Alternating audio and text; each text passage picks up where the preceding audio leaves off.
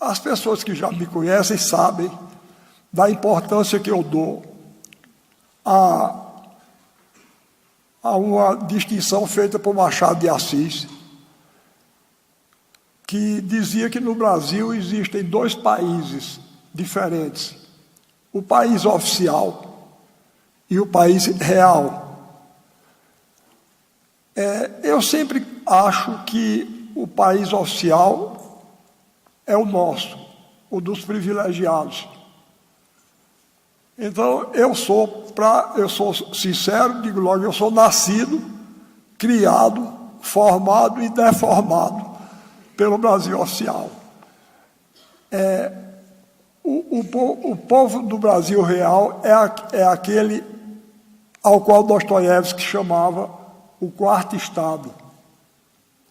Não sei, vocês devem estar lembrados das aulas de história que na Revolução Francesa havia três classes principais, não é? O clero, a nobreza e o que eles chamavam o povo. Mas, na verdade, seria o povo o terceiro estado. Mas, na verdade, isso ocultava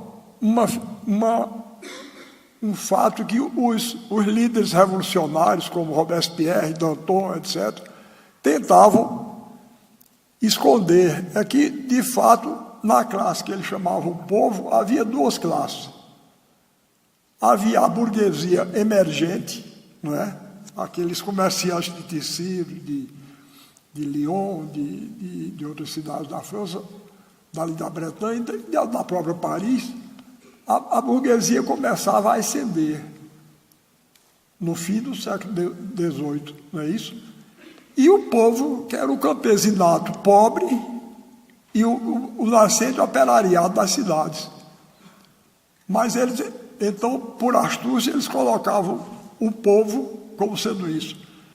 Então, o que eu chamo o Brasil real é o povo do quarto estado. É essa enorme maioria de analfabetos e semi-alfabetizados que representam o grosso da população brasileira. Pois bem, então, desde que eu li essa frase de Machado de Assis, a frase teve para mim a importância de uma revelação. Eu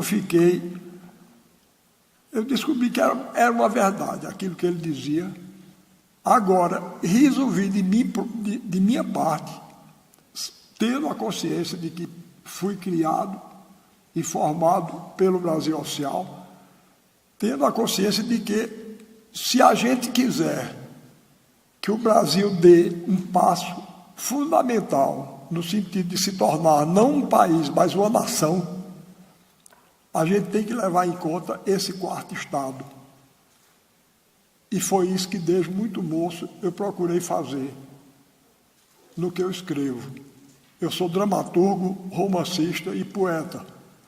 E então eu resolvi prestar atenção à arte do povo do Brasil real, para ver se conseguia, assim, a criação de uma arte que, até do ponto de vista político, apresentasse um caminho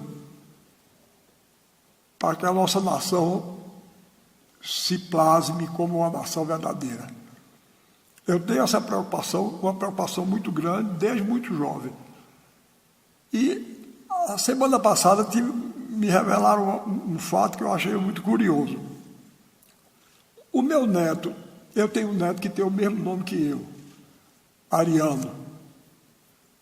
E ele estava numa aula e uma professora de História do Brasil começou a elogiar os Estados Unidos. Elogiar. Ele aí começou a rebater. Daqui a pouco a professora virou-se para ele. Para minha surpresa, a professora sabia que era ele, sabia que o avô dele era eu. Aí disse, olhe, e ela sentiu nas palavras dele que ele estava um pouco se encaminhando numa linha parecida com a minha, porque ela aí disse, olhe, eu quero dizer a você que seu avô tem uma visão muito idealizada do Brasil e do povo brasileiro. E eu vou lhe dizer uma coisa, eu não sei se vocês conhecem aqui a expressão quenga, conhecem? Pois bem, então, a professora lá disse, eu preferia ser quenga nos Estados Unidos a ser uma professora que sou aqui no Brasil. Aí disse, porque e ainda vem dizer que eu idealizo. Ela é que idealiza, não é? Os Estados Unidos. Imagine uma coisa dessa, aquele paraíso maravilhoso. Eu tinha uma irmã que era como ela, coitada, ela acreditava nessas coisas. Chegou lá um dia, ela de noite não podia dormir, porque ela foi à igreja e lá tinha uma parte da igreja para preto e outra para branco. E ela ficou chorando de noite. Não é que aqui não exista preconceito, não existe, mas lá é mais virulento, muito mais virulento. Pois bem, então eu parto dessa, eu sei demais os defeitos que existem no Brasil, era o que faltava eu não saber.